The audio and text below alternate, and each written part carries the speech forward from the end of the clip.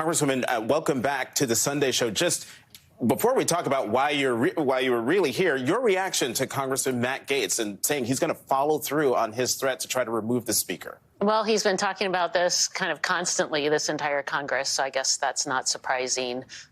It kind of adds to the chaos and dysfunction we've seen from the Republican caucus this Congress. Folks want to see us govern, and unfortunately, this is the Republican Party: chaos, dysfunction, and kind of dissent. So that's unfortunate because we've got a lot of work to do.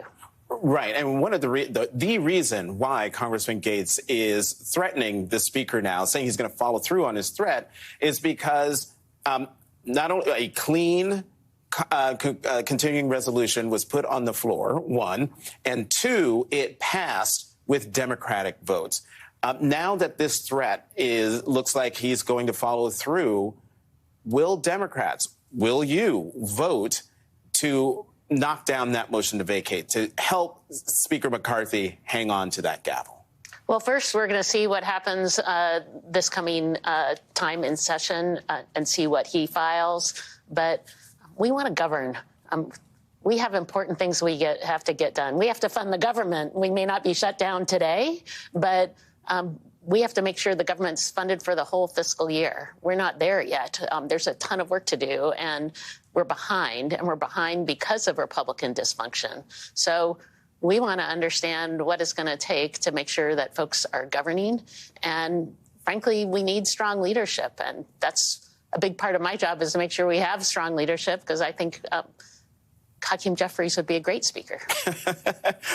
In reading up on the machinations of dramatic machinations of yesterday, this question came up to a member of the Democratic minority, where the question was, would Democrats vote to save McCarthy? And the person quoted saying, yeah, well, we have to extract 1,000 pounds of flesh.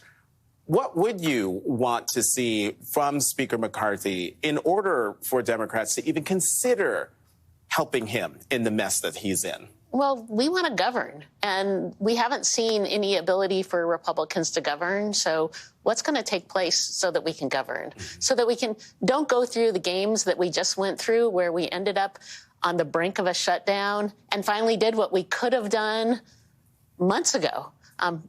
We could have passed this continuing resolution many, many weeks ago to make sure that we could continue to negotiate. But frankly, the fiscal year always starts on October 1st. Turns out it does every year. And so we should have been passing appropriations bills in a bipartisan way a long, long time ago. So the key is we need leadership that understands that the only way we get anything done is in a bipartisan way through the House, the Senate. We have to pass bills in the House and the Senate to get them to the president's desk.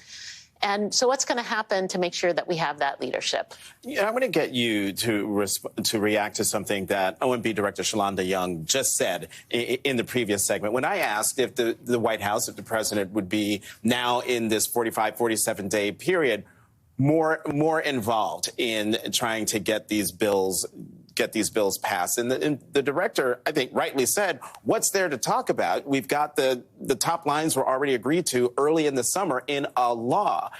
Is that the right stance? And is that a stance that Democrats will take? Because what is there to talk about if the top line figures and things are a matter of law? There was a deal. There was a deal that Speaker McCarthy negotiated with President Biden. There was a deal that we voted on in Congress, and almost, just a few days after that deal was put in place, Speaker McCarthy backed off. So the only way we're really going to get things done, one, is to have leaders who keep their word and who are working together in a collaborative way. That's, again, get things done. It has to be bipartisan. There's no way we're going to get anything done. So we have an opportunity in the House, working with the Senate, to put together funding bills to fund the government for the rest of the fiscal year. It's got to be bipartisan. So I think it's on Congress right now, but in particular on House Republicans, because they've been the one who have been blocking everything so far. In the minute that we have left, I'm going to come back to where we started this conversation, and that is Congressman Gaetz saying he's going to follow through on his threat to try to remove the speaker. Since you're all in town, have there been any emails or conversation about the Democratic caucus meeting to have a conversation about what to do once this happens, once a motion to vacate is filed?